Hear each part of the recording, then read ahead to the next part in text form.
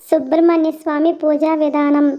వివాహం ఆలస్యమైన వారు, సంతానం కోసం ఎదురు చూసేవారు, ఉద్యోగం లేక ఉద్యోగం కోసం ఎదురు చూసేవారు సుబ్రహ్మణ్యుని ఆరాధిస్తే అనుకున్నవి జరుగుతాయి. మనం సుబ్రహ్మణ్య స్వామికి క్షీరాభిషేకం జరిపించాలి. మనం సుబ్రహ్మణ్య స్వామి దేవాలయానికి వెళ్ళి అక్కడ 9 వారాలు 9 మంగళవారాలు స్వామివారికి అభిషేకం చేయాలి. పంచామృతాలతో స్వామివారికి అభిషేకం చేయాలి. ముందుగా మనం స్వామివారికి సంకల్పం చెప్పుకుని ఎవరి పేరు మీద అభిషేకం చేస్తామో వారి పేరు, జన్మ నక్షత్రం చెప్పి స్వామివారికి క్షీరాభిషేకం జరిపించాలి. ఇలా చేసిన తర్వాత స్వామివారికి ఎర్రని వస్త్రం, ఎర్రని పుష్పాలు, ఎర్రని చందనం స్వామివారికి సమర్పించి దానిమ్మ పండు, అటుకుళ్ళు నైవేద్యంగా సమర్పించుకోవాలి. ఇలా చేసిన తర్వాత స్వామివారికి మనం 3 ప్రదక్షిణలు చేసి స్వామివారి అనుగ్రహం కలుగుతుంది.